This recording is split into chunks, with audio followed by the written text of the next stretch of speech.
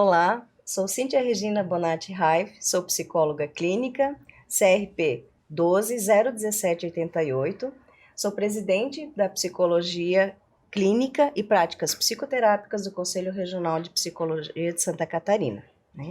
Estamos aqui apresentando esse podcast na intenção de abordarmos as questões da prática da psicoterapia e da psicologia clínica no período de pandemia, desde o seu início em março de 2020 até os dias de hoje, nessa nova realidade que vem se apresentando. Então, gostaria também que vocês se apresentassem, começando. Bom, eu sou Maria Isabel Caminha, né? Eu sou psicóloga clínica e meu número de CRP é o 12-00656. Eu sou a Gisele Maestre, sou psicóloga clínica e social. Venho aqui hoje representar o serviço PAEF, que é um serviço de proteção e atendimento a famílias e indivíduos, né, que faz parte do serviço de assistência social do município. E o meu CRP é 12-04572.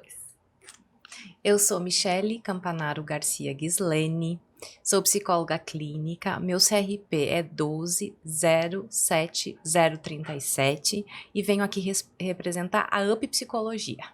Ok, então podemos passar para a nossa entrevista e justamente trabalhando dentro dessa proposta das nossas dificuldades no nosso campo de trabalho, de atuação, nesse período de pandemia, desde o princípio, né, em março de 2020, até os dias atuais que estamos passando por uma nova mudança, um novo processo, né, de uma nova realidade.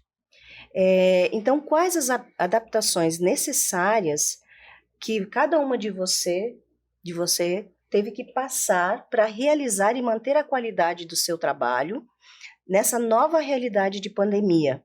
E qual a importância da psicoterapia nesse período de crise ambiental, social, humanitária e sanitária? Foi um período bastante complicado e difícil, né, para todos nós. Uma mudança muito grande na forma de atuar. Eu não trabalhava com psicologia, com atendimento online, eu sempre trabalhei presencial. Então, num primeiro momento, eu me recolhi por um tempo e fui aprender não que eu não usasse já as plataformas, etc., mas não para atendimento. Então, eu fui me recursar, né, para poder atender, não só entendendo como é que funcionavam, né, a segurança que elas tinham, mas me preparando através de cursos mesmo, né, para poder atender melhor, né. E Maria Isabel, do teu ponto de vista, qual a importância da psicoterapia nesse momento, nessa situação de crise, né, que a nossa sociedade passou? Eu costumo dizer que psicoterapia não tem preço, né? Porque é a possibilidade de se ser livre, né? De tu poder ter um controle muito melhor sobre a tua vida. Esse período foi um período muito complicado, né?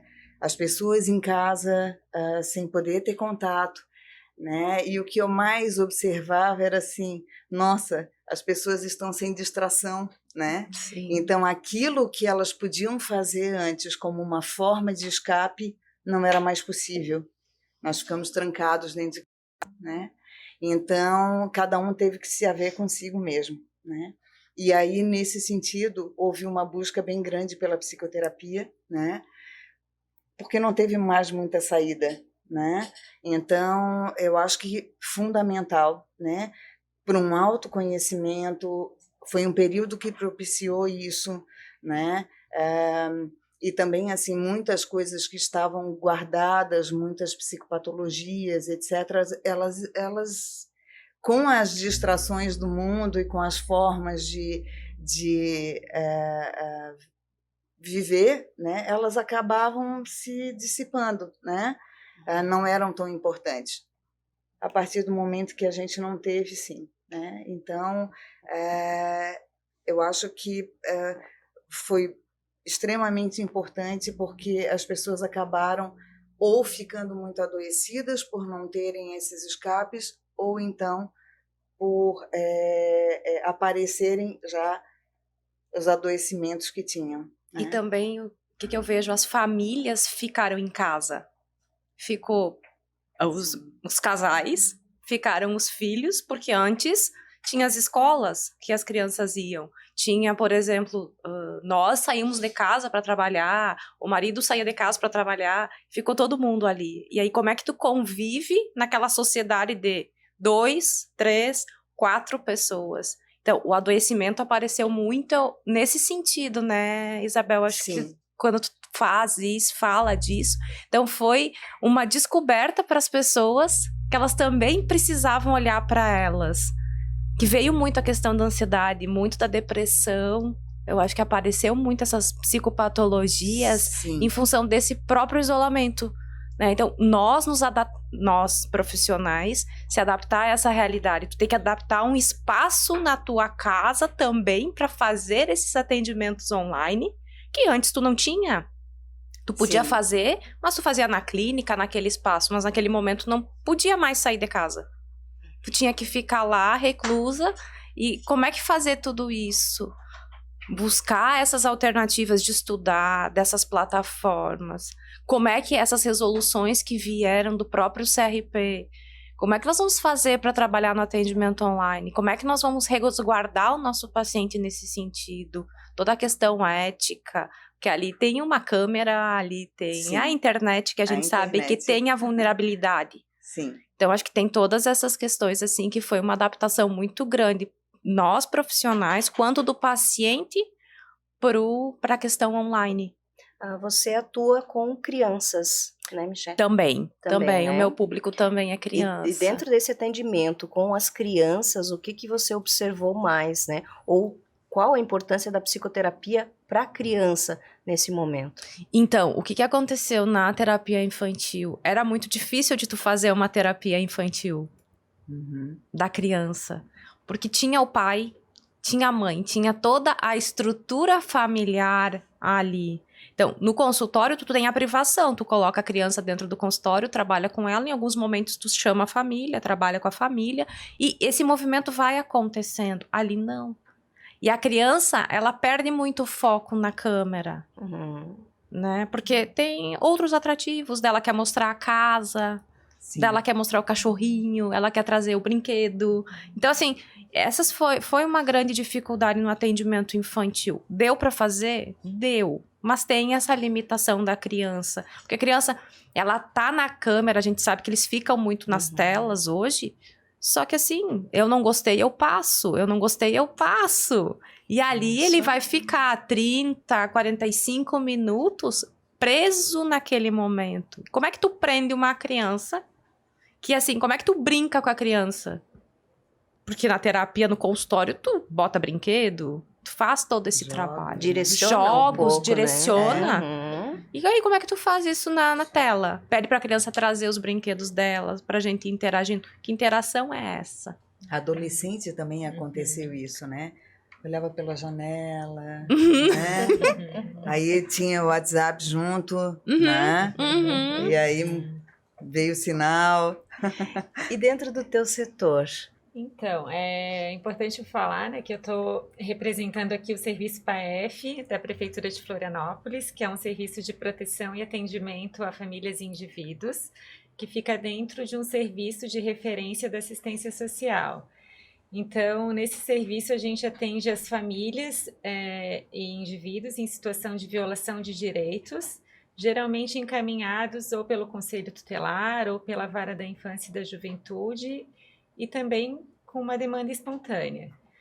Então, enquanto serviço público, a gente teve também que se adaptar nas nossas casas, né? Porque inicialmente a gente não pôde fazer o atendimento presencial lá no início da pandemia. Então, a gente teve todo o cuidado de ter um espaço na nossa casa, tanto para os atendimentos, pela questão, né, da privacidade, do sigilo, quanto dos materiais, porque na época os nossos prontuários estavam em transição, do físico para o online. Então, a gente precisava levar os prontuários físicos, né? Nossa, E todo esse cuidado, porque eram materiais Sigilo. muito sigilosos, Sim. né? Então, teve todo esse cuidado, né? Assim como a Bel, a gente teve também, cada um da sua forma de fazer curso, né? De se atualizar nesses dispositivos do mundo online, que por mais que já fosse uma prática para alguns, não para a maioria. Sim. Então, foi muito uma busca individual de cada um, né? E, por sua vez, nós atendemos lá famílias de diferentes níveis, né, econômicos, só que a maioria acaba sendo ainda de baixa renda, né? Então, uma das dificuldades também foi essa, porque nem sempre a internet das famílias era uma internet compatível, né, para fazer um atendimento de videochamada. Então, em alguns casos, assim, às vezes a gente estava no final do atendimento, caía, né? Precisava ser daí do vídeo passar só para o áudio, porque não comportava a imagem.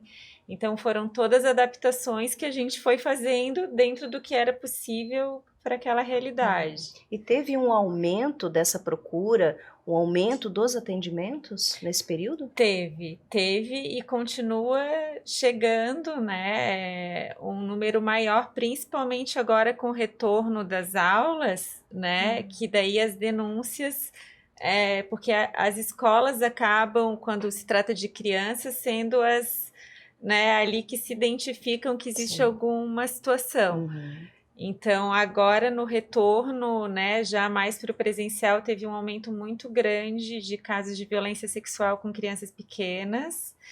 E uma outra demanda que aumentou muito foi até em função desse convívio familiar que ficou mais próximo, né? A gente sabe que teve dados recentes do aumento do divórcio, né, em Santa Catarina.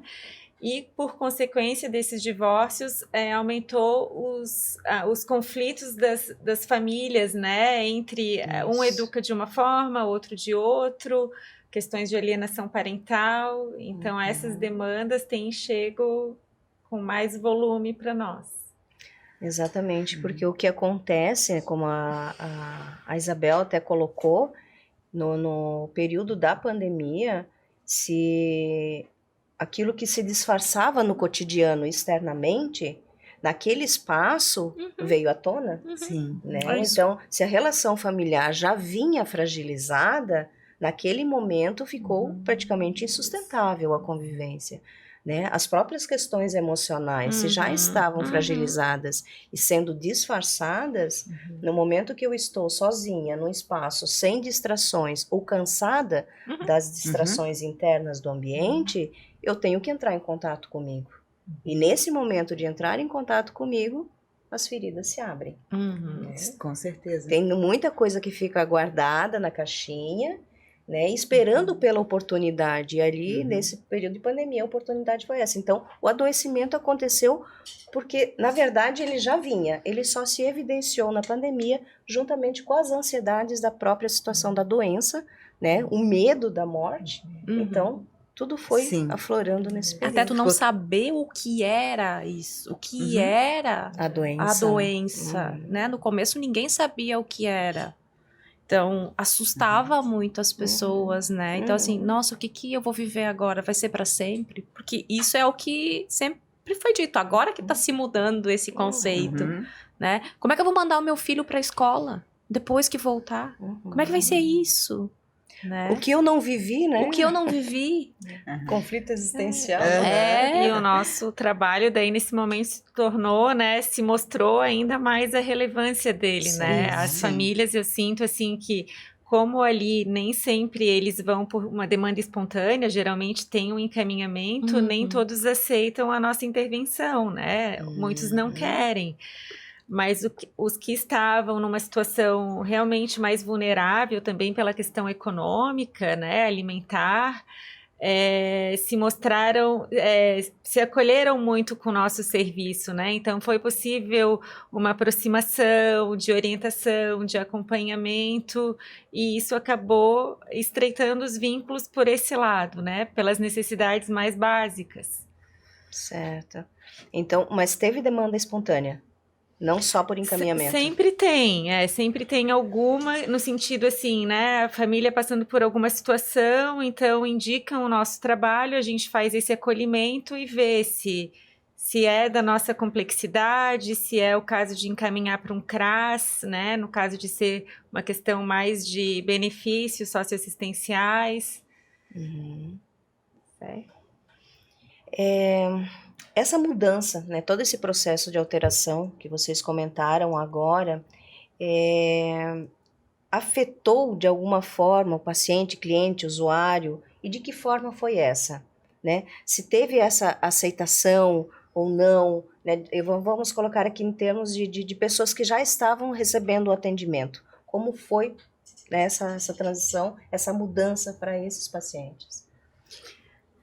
Eu penso que as pessoas que estavam, né, em processo terapêutico, porque existe uma diferença, né, entre fazer terapia e estar em processo, né? Todos sabemos disso. Então, quem estava em processo, né, continuou e, assim, na minha realidade foi esperar eu me preparar, né, para conseguir atender no online, né? E quem não estava aproveitou o momento, não, eu vou esperar para quando voltar online. Então foi um período bem incerto, assim, também, né? Dentro da clínica, dentro do consultório, né? Mas quem estava em processo, sim, né? Continuou E se adaptou na tua se adaptou. experiência? Sim. Eu também, eu tava de férias quando aconteceu, né, ali o fechamento dele, né, o lockdown, tudo isso. E aí eu voltei em abril. E aí assim, e agora? Os pacientes vão retornar, não vão retornar? Então, enquanto eu tava de férias, eu fui, né, me preparando para voltar lá em abril. E aí aí entrei em contato, tipo, com os pacientes, avisando que eu tava retornando. E não teve a resistência. Justamente acho que é isso que a Isabel tá falando. Quem estava em processo foi tranquilo para continuar em processo. Eu hoje, por exemplo, os meus pacientes adultos, claro, e adolescentes, eles não querem mais voltar para o presencial. Eles estão 100% no online, tanto que eu tô hoje uma vez por semana só no presencial. Uma vez por semana só. Porque eles se adaptaram ao online e eles não querem... não posso nem falar, vamos voltar? Não fala em voltar. Então, acho que assim, no começo teve a resistência, mas agora tá muito fluido. E a gente percebe até na própria clínica, né? Como com os outros profissionais, a maioria tá no presencial, os pacientes voltaram pro presencial e diminuiu um pouco o online, mas tem muito online ainda. Certo. Mesmo com os outros profissionais que atendem na minha clínica, eles estão no presencial, mas eles também têm os pacientes online. Isso também está acontecendo comigo, assim. Na verdade, eu fiquei muito pouco tempo sem ir para o consultório, né? Foi até haver a liberação. O que foi uma adaptação louca, né? Porque passa álcool em tudo, limpa tudo, dá um tempo, né? Deixa tudo aberto, com calor liga ar, com todas as janelas abertas, né? Enfim. A cada paciente.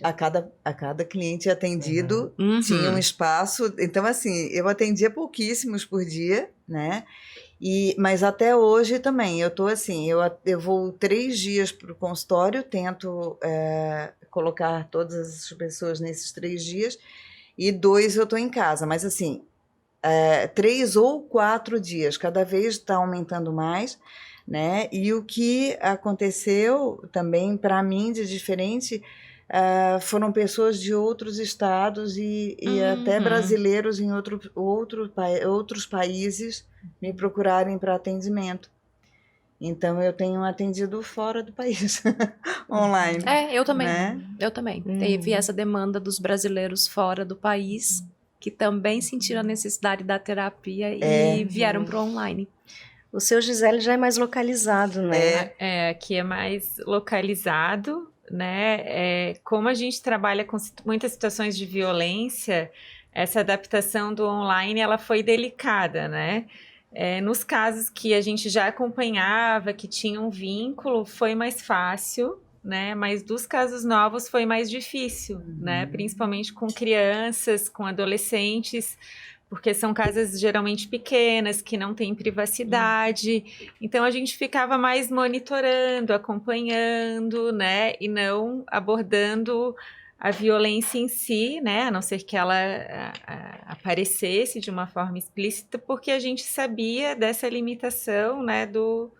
Da privacidade mesmo, né? Então essa foi uma limitação. Até com adolescentes também teve uma situação que a gente mostrou a sala que era um atendimento novo, então a gente mostrou com a câmera, né? Qual que era o espaço, quem que estava ali, para quem estava lá do outro lado e não nos conhecia, poder se sentir seguro em conversar.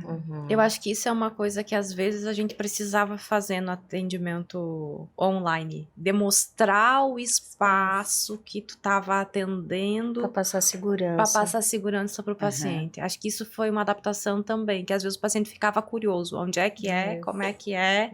Tem porta, não tem porta? Né? Quem mais que está dentro do espaço? Mostrar esse ambiente. É que tem o perfil, né? Se é um perfil mais, né, mais inseguro, mais desconfiado, vai ser muito importante ele saber, né? Até se você está em casa, se você está no consultório, porque, né, qual é a acústica que tem, né? Então, por mais que a gente use o fone de ouvido, né, e o que ele fala, mas esse cuidado acho que é bem importante estar passando para dar essa confiança, né, essa segurança. Até eu faço anotações, né, durante a sessão, então eu mostro às vezes para algumas pessoas quando tem necessidade, é isso, eu estou anotando pontos importantes que a gente está trabalhando, né, para dar uma segurança. O que ela está fazendo aí, que ela só está olhando de vez em quando para o lado, né? É que nem... Eu também faço essas anotações, e aí acontece isso também. Então, é toda uma adaptação para gerar a confiança do paciente. E como ficou para vocês a questão do feeling presencial? Dessa observação clínica, ou no caso ali, vocês trabalham mais com a escuta qualificada, né? Mas também existe uma observação clínica a respeito daquela dinâmica familiar. Como ficou para vocês essa adaptação para o atendimento online? Para mim foi gerou uma necessidade de um nível de atenção, né, grudado na tela, né? Hoje eu vivo com colírios próximos de mim, porque, né, para ver qualquer sinal, né, ou de dissociação, ou de desconforto, ou qualquer coisa nesse sentido, né? Então gerou uma necessidade assim de uma atenção muito maior, mas o feeling, eu penso que uma vez que se tenha isso desenvolvido, ele acontece em qualquer situação, né? No consultório acontece assim, eu abro a minha porta e digo, o que aconteceu contigo? Né? O que tem de novo aí? Por quê? Não, tem alguma coisa diferente. No online é um pouco diferente, porque a pessoa já está ali sentada, né? Mas às vezes a gente consegue ver assim, se tá com o cabelo mais despenteado, com aquela cara de sono, dá pra ver que aconteceu alguma coisa. Né? Ou até quando tu pergunta, né? Como é que tu tá? E aí a pessoa, tá tudo bem. Esse tudo bem? E aí tu consegue interagir nesse sentido, né? Que não é eu abrir a porta, mas tu interage nesse acolhimento aí. Daí vem. Acho que a gente teve que modificar, e também é uma questão, né? Hoje a gente não vê o corpo inteiro. Não. Né? A gente vê parte do tronco e a cabeça. né? E aí, todas as expressões que estão ali, né? Sim. Aí tu percebe, às vezes, aquela perna inquieta, tu percebe que o movimento tá... E aí, intervém nesse sentido. Então, toda essa adaptação, realmente, como a Bel fala, né? Ficou mais grudado na tela. Porque a atenção fica maior, né? Nem pisca, Nem né? pisca. E nos atendimentos familiares, assim, foi muito interessante, assim, acho que são os pontos positivos, né? Tem as dificuldades, mas também tem os pontos positivos, porque você via a organização familiar, né? Então, assim, como que estava a casa, né? ganho enorme, né, interação, então... A dinâmica. A dinâmica A ali, dinâmica. né? Porque por mais que a gente consiga ver também no atendimento presencial, mas ali eles estão no cenário deles mesmo. Sim. Então, isso é muito rico, né? Igual quando a gente faz visita domiciliar e consegue, né, se apropriar desses detalhes. Então, no online familiar também foi rico nesse sentido. Com certeza. A Michele falou um ponto que me lembrou, né, a necessidade também inicial que a gente teve de explicar, né, para os clientes e pacientes a necessidade de eles terem um espaço privado dentro de casa, né? Então, assim, quando tu fala dessa coisa do feeling, né, eu fiquei pensando assim, muitas vezes a minha preocupação eu me sinto segura se eu estou com os meus fones, né? Eu não consigo atender sem fone de ouvido, porque só eu estou escutando aquilo, né? E eu fico, às vezes, um pouco incomodada com as pessoas, os clientes e pacientes que não estão usando o fone. Né? Eu fico pensando, quem está ouvindo isso? Né? Então, é mais um outro cuidado que a gente também teve que ter, né? Assim, não só com o nosso espaço, né? O meu espaço é extremamente tranquilo para atendimento, assim, não tem interferência, a não ser reformas no meu prédio, mas fora isso não tem interferência, né, de animais e pessoas em casa, mas assim, ó, o do outro sim, né? Uma preocupação muito maior, e isso gerou para mim algum estresse, sabe? Assim, que cuidado, e também revela o cuidado que o outro tem, e que eu imagino, assim, eu estou adorando ouvir a Gisele, porque é muito rico isso tudo, né? Assim, para a gente ter contato com isso é muito rico, né? De ver essa família inteira e tudo mais, e eu fico pensando para vocês, o que também não, sabe? O que não gerou isso tudo, né? Ali dentro, né, do que você coloca, Gisele, essa parte de observação, né, do ambiente familiar, vocês estavam mais ali dentro. Só que eu imagino como a Isabel colocou, né, são realidades diferentes. Ali, talvez, em algumas situações, não tinha como ter o próprio espaço, né, ou o espacinho reservado para o atendimento. É que nós fizemos duas modalidades de atendimento, né? O individual, então tem o momento do individual, que daí a gente né, via a possibilidade daquela, né, com criança não, mas adolescente, adulto, ter um espaço, né, com privacidade, e a gente faz a intervenção familiar também, né, com todos juntos. Então, nesse de todos juntos, ótimo, né? Mas quando precisava ser individual, daí não teve momentos que ficavam prejudicados, e daí só depois com o retorno, né, do híbrido, que daí nesses casos, sim, a gente, né, enfatizou a vinda, né, do usuário ao serviço para que essa conversa pudesse ser com mais, né, informações, mais detalhes, né, que naquele momento, se não havia essa possibilidade de privacidade, não era possível. Vocês chegaram a fazer algum tipo de levantamento, né, que você colocou sobre a questão da violência sexual infantil? Sim. Né? A gente entende que o fato da criança estar mais em casa aumenta as probabilidades disso acontecer, né? Mas aí seriam realmente os familiares tentar, né? Onde eu quero chegar é nesse sentido. A vulnerabilidade está entre a família? Entre a família. Esses casos novos que têm chegado, eu não tenho aqui o número, né? os dados estatísticos, mas assim, o que a nossa coordenação passa é que tem aumentado os números de violência sexual intrafamiliar com crianças muito pequenas, em tenra idade. Nossa. Então, cada dupla, né, nós atendemos, a gente prioriza o atendimento psicossocial, sempre com uma psicóloga e uma assistente social. Tem casos que se atendem separado, né, mas nós atendemos por dupla 30 famílias. E ela disse que dessas 30, os novos que vão chegar, provavelmente vão entrar sempre 2 de violência sexual, né? Sendo que os que já estão, já tem ali alguns que são de sexual. Cada uma de vocês chegou a experimentar no online o silêncio, o momento do silêncio da família, do paciente, cliente, usuário? Não.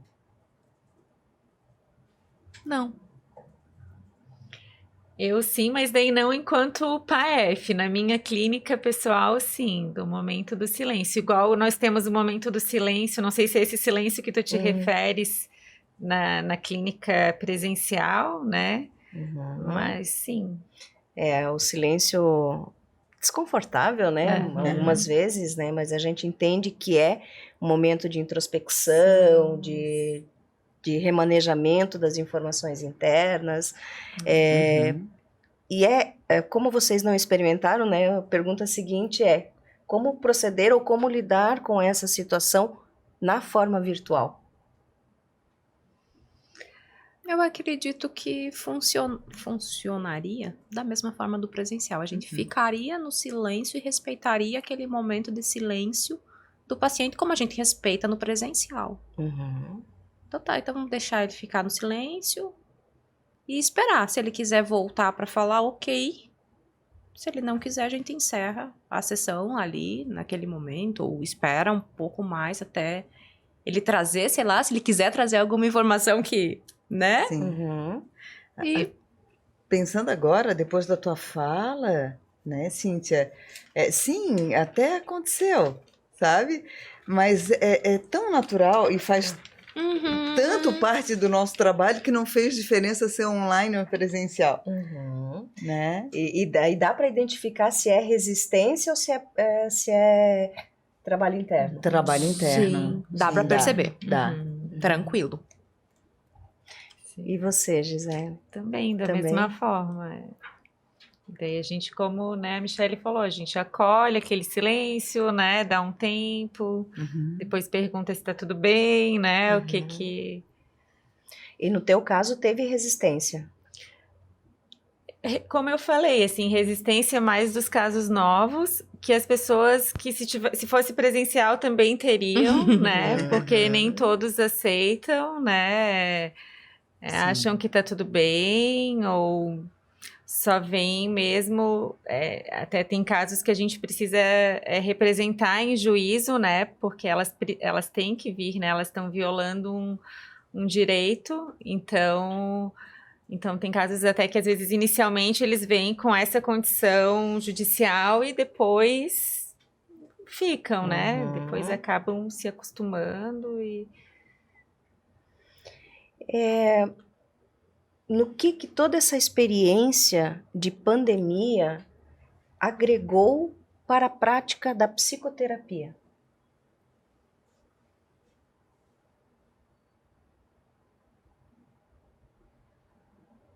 Eu acho que aprendermos a trabalhar também, a psicoterapia se desenvolveu muito e entramos num meio tecnológico. Por mais que a psicoterapia dentro já tenha resolução mais antiga, lá 2008, 2000. Não lembro das bem. psicoterapias Das psicoterapias, 2000, né, já online. Não tinha tanta procura assim. Hoje, eu acho que foi uma valorização também das psicoterapias. O pessoal busca muito mais do que antes. Teve uma necessidade disso. Valorizou muito o psicólogo, eu vejo. teve uma valorização da nossa profissão com a pandemia. Começou a se dar valor, porque começou a ter esses trabalhos como rede de apoio para a linha de frente, né? A linha de frente, tipo médicos, enfermeiros, todo mundo que estava na linha de frente do Covid começou a ter esse apoio. Eles começaram a sentir um cuidado diferente. Teve vários grupos humanitários aí que trabalharam nesse sentido, o que trouxe uma valorização para a psicoterapia. A importância, né? Importância. Porque, assim, quem trabalha na área, né, quem vê o resultado, né, sabe a importância que tem. E a psicoterapia por psicólogo? Como? A psicoterapia aplicada por psicólogo, como prática de psicologia. Eu acho que é um cuidado, é um olhar, é uma profundidade de trabalho que não tem em outra. É o cuidado. A psicoterapia por psicólogo tem um cuidado diferente. Não tem, acho que Com certeza. Não tem uma explicação para isso. Porque nós aprendemos uma questão que não sei, eu sou psicóloga desde muito jovem, então não sei as outras abordagens. E assim, eu decidi ser psicóloga com 14 anos de idade, então desde lá eu leio sobre revistas, etc. e tal. Então, eu não sei as outras, mas assim, a gente aprende uma coisa que é fundamental e nem todo mundo tem: o momento do outro. Tá? Então eu sei a hora que eu tenho que ter uma função paterna, e eu sei que eu tenho que botar para crescer, e eu sei a hora que eu tenho que acolher. E nem todo mundo tem isso. Não aprende isso, a gente aprendeu. Nós aprendemos. Não é num curso de final de semana, num curso de 30 dias. Né? São 5 anos de formação, são 2 anos de uma especialização, mais 2 de outra, fora os cursos. Né? E a formação contínua. Sempre. Né? Sempre. Né? Que você a gente não para de estudar. Não para. E isso, com certeza, nos dá uma qualificação para essa atuação de fato, né? Nisso que vocês colocaram, mas também a questão da ciência, né? Entender a psicologia como uma ciência do comportamento, que realmente estuda, que realmente pesquisa, que realmente se adapta para receber aquele indivíduo, aquele sujeito, né? E dentro da sua totalidade. Sim. Né? Respeitar o acolhimento da totalidade, o respeito pelas partes e agregar todas essas partes para constituir um todo mais saudável, um bem-estar, né, emocional e bem-estar na qualidade de vida. E é nesse sentido, assim, ó, que a gente tem a possibilidade, né, enquanto terapeuta, psicoterapeuta, enquanto psicólogo, de não retraumatizar. Nós não somos amigos, colegas, ou a gente pode falar qualquer coisa, né? Eu tenho um sintoma físico que eu digo que eu desenvolvi com a profissão, e as pessoas começam a achar que sim. Eu tenho ATM, né? Não, é DTM agora que chama isso. Eu digo, claro, eu não posso falar tudo que eu penso, então eu tranco isso aqui, né? Então, assim, eu tenho uma quiropraxista que me libera tudo, né? Acupuntura, né? Tem todo um tratamento, massagem para resolver, né? Mas, assim, eu não posso falar tudo que eu vejo. Mesmo que pessoalmente eu não concorde, mesmo que, ou até eu concorde, mas não é hora de ouvir, né? Eu tenho que segurar. Eu tenho que fazer filtros. Sim. Muitos filtros. Porque tá aquele, que nem a Bel falou agora, né? Eu tenho que saber o momento que eu vou falar. Pode ser que aquele momento que ele falou não é agora que ele vai ter que escutar. Ele vai escutar mais adiante. Aquilo não vai fazer sentido para ele naquele momento. Tem um livro chamado, acho que é o Milton Erickson, né? Que fala Minha Voz Irá Contigo, que é um livro, né? Eu já passei por uma experiência e a gente comete erros, e talvez tenha sido um erro, não sei se foi um erro ou um acerto, eu era bem mais jovem, E um dia eu abri a porta do consultório e tinha uma cliente, ex-cliente sentada. E ela disse, eu posso falar contigo um instantinho? Eu disse, pode, entra aqui, né? Ela assim, eu vim aqui te dizer que hoje faz sentido o que tu me dizias há 2 anos atrás. Né? Então, assim, de alguma forma, né, a gente tem essa função, tem esse papel de que a gente não faz uma terapia, qualquer coisa para resolver uma questão muito superficial. E as pessoas, eu acho que é um desafio, talvez, até da nossa profissão, porque a gente faz coisas profundas, né? E a gente vive numa sociedade que o que for superficial tá bom, faz de conta que eu trabalho, mas eu não mexo em nada, né? Então, eu penso que assim a gente poder ter esse trabalho profundo, né? E de que de alguma maneira isso acompanhe a vida das pessoas, é isso que eu estava falando assim lá no início, né? De que a gente pode fazer toda a diferença na vida de uma pessoa e que assim não necessariamente ela tenha que estar em terapia o tempo inteiro, mas que ela possa fazer um trabalho que dê liberdade a ela, né? Que ela consiga se movimentar na vida sem grandes tropeços, né? Isso. E Gisele, no teu caso, né, você também é psicóloga clínica e psicóloga social, né? O teu conhecimento da aplicação da psicoterapia, de alguma forma, agrega ao teu trabalho no social? Sim, certamente. Eu imagino que sim. Faz bastante... É um olhar diferente, olhar, né? Sim, um olhar, a intervenção também, porque por mais que nós não façamos a psicoterapia, né, a gente faz orientações, né, então eu acho que faz bastante, agrega muito, né, faz bastante diferença. E acho que o online, assim, tanto online, não só por vídeo, né, mas pelo WhatsApp, no nosso serviço eu falei que bênção que isso aconteceu, porque me aproximou, vou falar de mim, né, me aproximou muito mais das famílias, né, porque lá no serviço nós temos um celular para todo o CREAS, né? Então eu pensei, não, eu vou dar o meu número e vou lidar com isso, né? Então eu falo que o meu horário de trabalho é de tal horário a tal horário, só que eu acabo vendo as mensagens, mas daí eu não me comprometo em responder fora, né? Apesar de, na maioria das vezes, responder, né? Porque aproximou, né? Aproximou muito, porque a família sabe que tu tá ali disponível, né? E eu me proponho, eu acabo me disponibilizando, então eu acho que enquanto no início ali muitos serviços pela própria pandemia fecharam as portas, né? O nosso serviço, ele teve uma visibilidade, ele se tornou um serviço essencial e nós estávamos muito disponíveis ali, falo enquanto do meu trabalho, né? Então isso aproximou muito.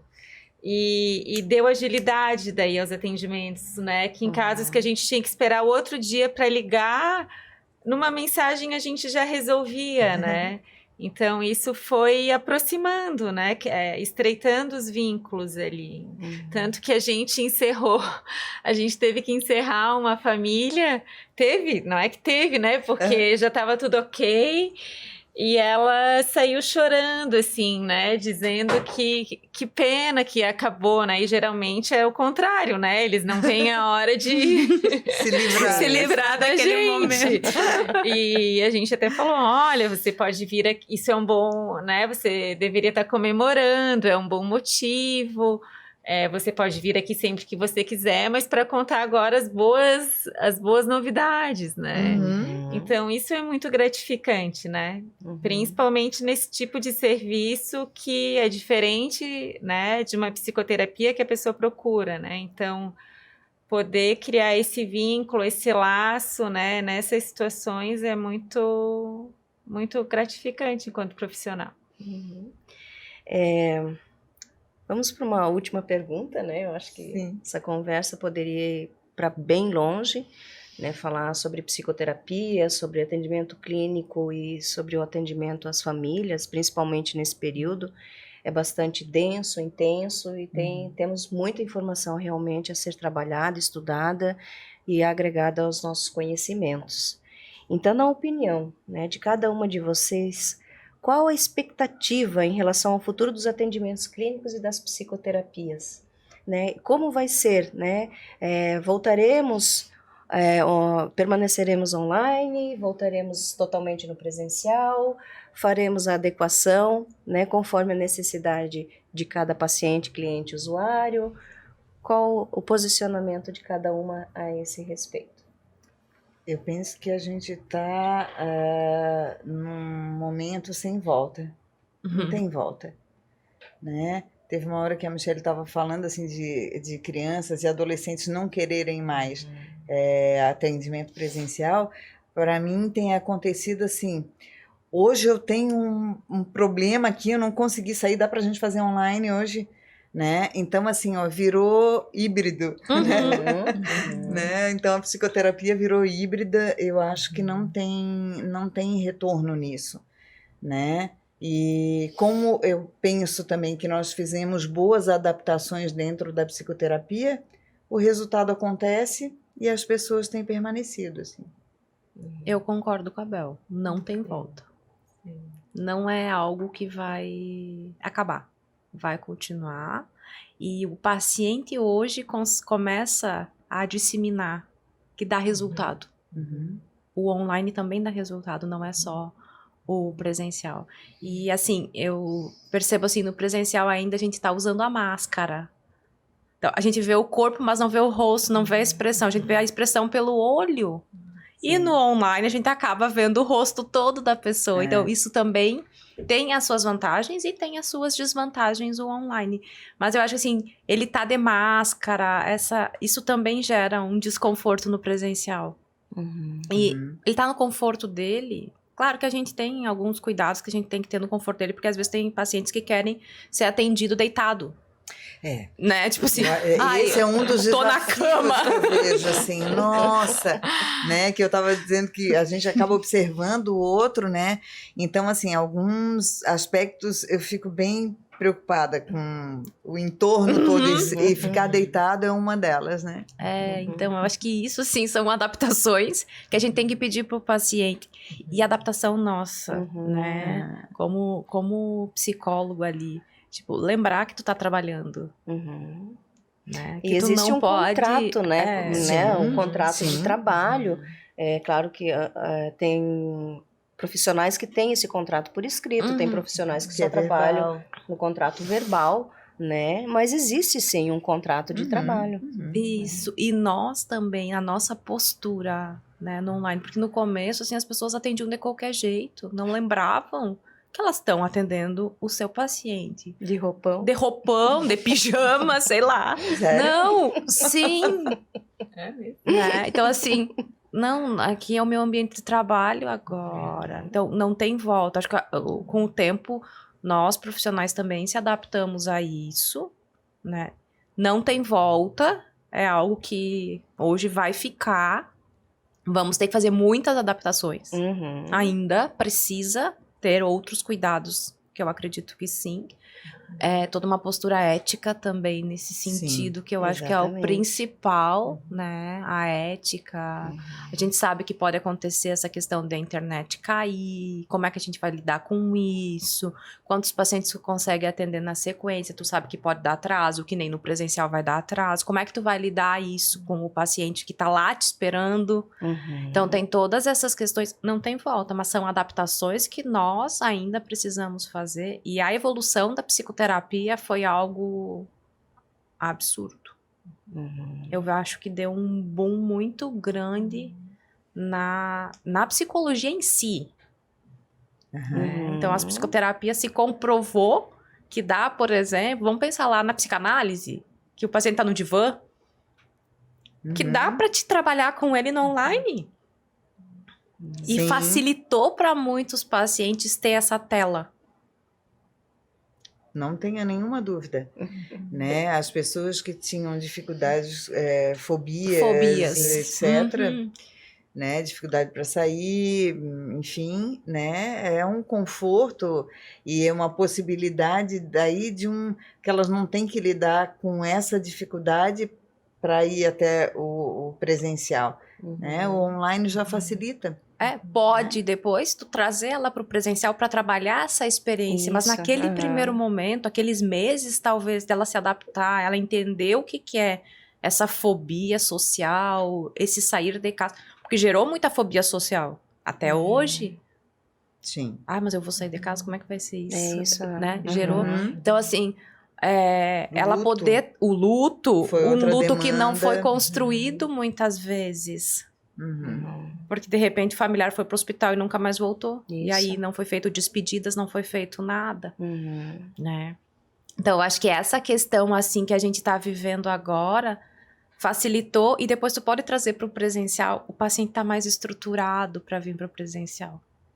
E realmente confrontar, né? E confrontar, ele estar pronto para poder se confrontar, para ele experimentar, por exemplo, no caso, nós estamos falando aqui de fobia social, mas várias outras psicopatologias Sim. que ele precisa depois ser confrontado, mas teve um preparo, tá tendo esse preparo para ele sair.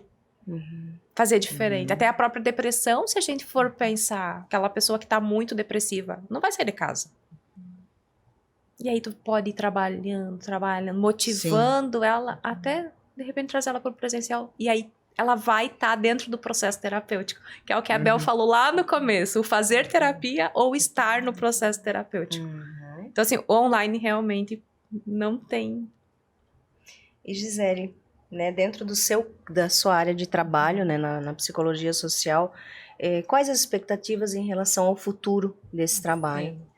É a mesma, né? Acho que vai ser nessa tendência híbrida, né? Acho que os casos novos, quando chegam, quando a situação é intrafamiliar, né?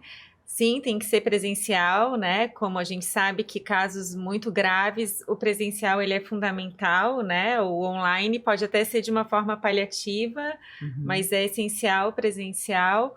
Mas às vezes em casos de emergência, né? Ontem um atendimento, né? Ligou, preciso falar com vocês. Então ali no intervalo do horário do trabalho dela, a gente já fez uma videochamada, né? Já fez o atendimento e já ficou mais tranquilo, né? Já encaminhou aquela demanda que ela trouxe, né? Acho que as reuniões de rede, as próprias audiências com o judiciário podem ser online, né? Isso facilita locomoção, tempo de trabalho, né? Certeza. Então são ganhos que não tem como, né? Não tem volta, não tem para que a gente retroceder, né? É claro que o contato pessoal ele é muito rico, né? São encontros, então acho que vai se manter híbrido, né? No presencial, no que for essencial, e nessas urgências e contato com a rede, o que for possível manter no online facilita o nosso trabalho também. Com toda certeza.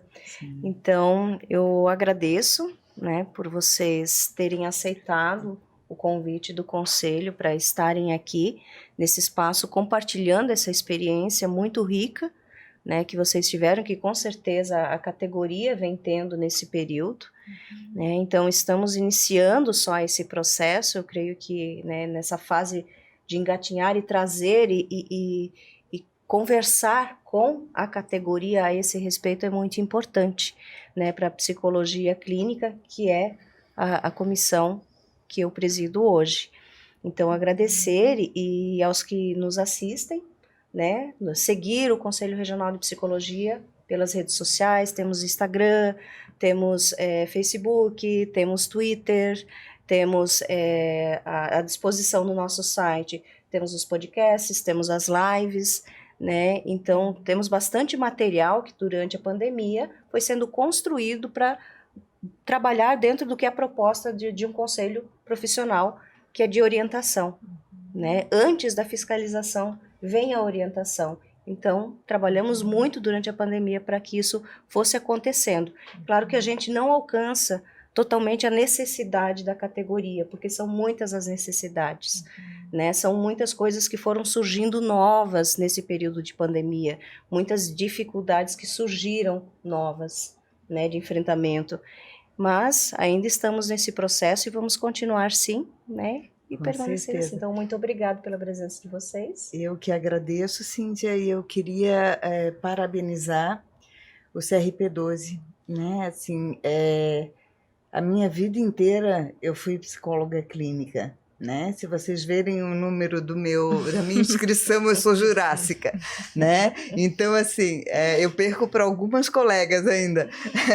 Mas, assim, como terapeuta, como psicoterapeuta, eu me senti acolhida pelo CRP12, né?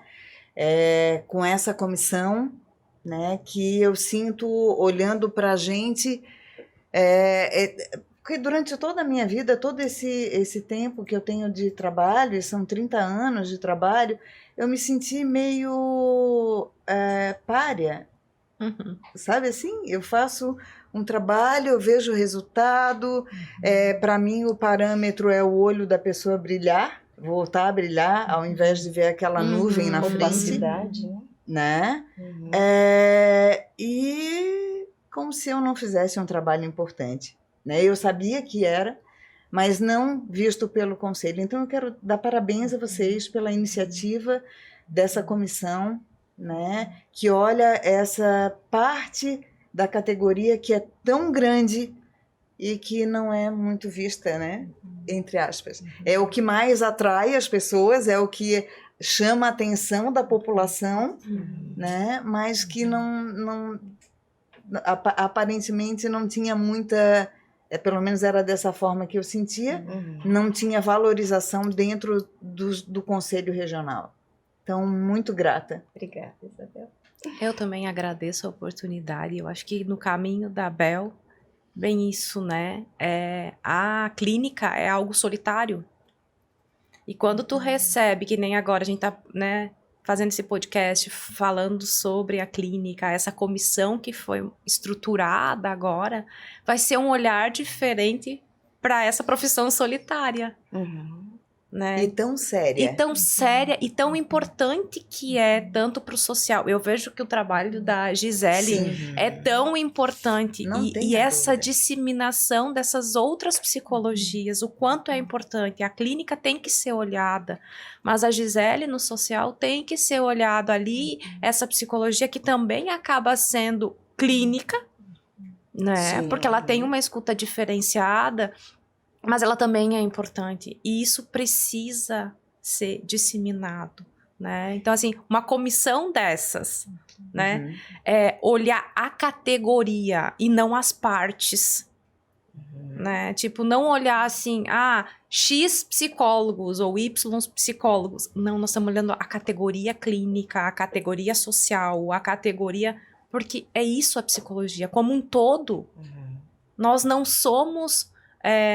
uma pessoa ou as diferenças. Nós somos dentro desse grupo da psicologia como um todo. Assim, vocês estão de parabéns, o CRP12, né? Agora começo a me sentir pertencente também, né? Nesse sentido, assim, porque é algo que nós vamos ser olhadas.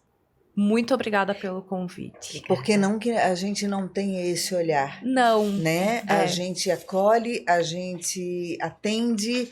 Quantos de nós trabalha com minorias? E tudo bem. Dentro do espaço. Do espaço. Né?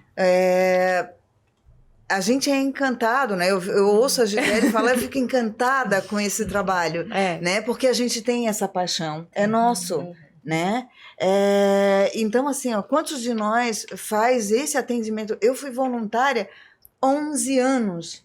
Eu trabalhei de graça em atendimento clínico, né? Não é muito, né? Mas, assim, paguei minha faculdade, meu mestrado, paguei tudo que eu fiz na Federal, né? Eu digo isso, né?